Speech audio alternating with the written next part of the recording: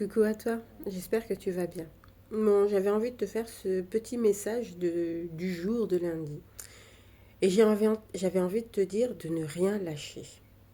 C'est hyper important que tu ne lâches rien sur les projets que tu as, sur l'envie que tu as d'être dans ta sérénité, dans ta foi, dans la croyance que tout ce que tu vas mettre en place pour toi va se réaliser dans la matrice.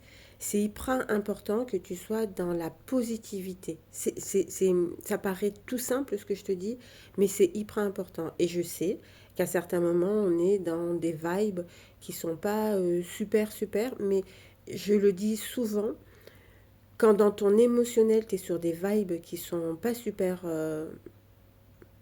qui sont basses, qui sont pas, où tu n'es pas super en forme, où tu ressens de la tristesse, où tu ressens de la frustration, où tu ressens de la fatigue, l'idée, c'est de ne pas lutter contre cet émotionnel. C'est hyper important de ne pas lutter contre ton émotionnel, parce que si tu luttes contre ton émotionnel, ça va rester figé dans ton corps et ton corps va être hyper tendu. Et le corps, quand il est tendu, il ne peut pas être en mouvement. Il est stressé finalement, d'accord? Donc c'est hyper important, je le dis souvent, hein, mais mettre de la douceur, accueillir son émotionnel. C'est très important parce que c'est ça qui va permettre à ton corps de comprendre que tu n'es pas en lutte avec ce que tu es en train de ressentir, mais que tu es juste en train de libérer ce qui a besoin de libérer. Tu n'as pas besoin de toujours comprendre avec ton mental ce qui se passe et pourquoi tu libères telle ou telle chose.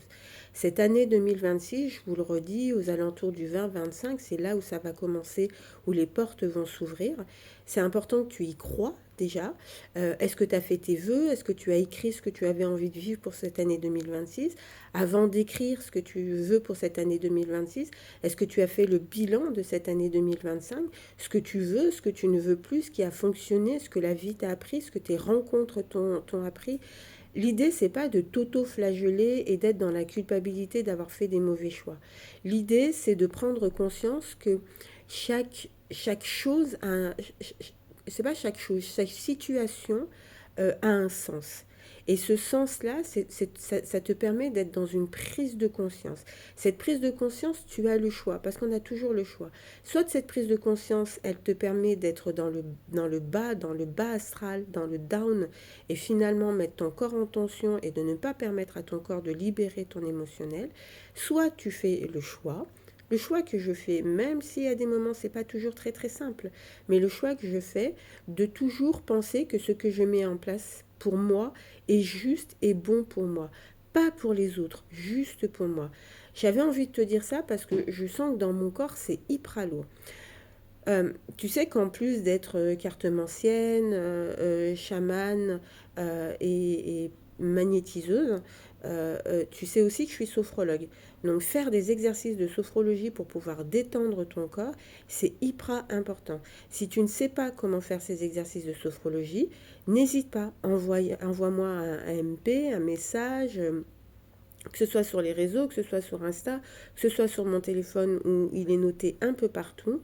Et moi, je te donne, selon ce que tu ressens, les exercices qui vont te permettre finalement de te détendre. L'idée, c'est de mettre une pause. L'idée, c'est de pas, c'est pas de courir après ta vie. C'est quand tu cours après ta vie, il y a des choses que tu loupes. Alors que quand tu marches et que tu ralentis, tu vois les choses de manière plus claire, de manière plus intuitive. Et c'est là où tu prends les bonnes décisions pour toi. Alors s'il te plaît, n'hésite pas. Reste pas tout seul, je le dis souvent, ne reste pas tout seul. Fais le choix de la personne que tu veux pour pouvoir t'accompagner. Tu sais que je suis là pour t'accompagner dans tout ce travail transgénérationnel, dans toutes ces prises de conscience grâce à la carte cartomancie. Donc n'hésite pas. Tu sais que j'accueille à la maison pour faire des soins énergétiques. Tu sais que j'accueille aussi pour faire des constellations familiales. Je le fais en groupe, mais je le fais aussi en individuel.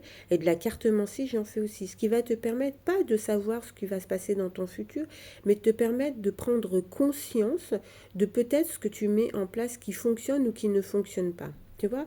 Donc, ne reste pas tout seul. Parce que quand tu restes tout seul, tu es dans ton mental et tu ressasses des choses du passé qui ne te conviennent plus finalement. Et tu as le droit de dire, ça ne me convient plus, j'ai envie d'autre chose, j'ai envie de me mettre en mouvement. Et parfois, quand on est dans des basses fréquences, se mettre en mouvement, c'est parfois compliqué. Donc des personnes comme moi vont t'aider finalement à prendre conscience qu'il y a plein de chemins qui vont t'emmener à ton propre chemin. L'idée, c'est de te libérer de ces croyances imitantes, de te libérer de cette matrice, de te libérer de toutes ces informations que la société est en train de nous dire et qui est très nocive et qui est très nauséabonde et qui est très moralisatrice pour que tu puisses te retrouver toi dans ce que tu es.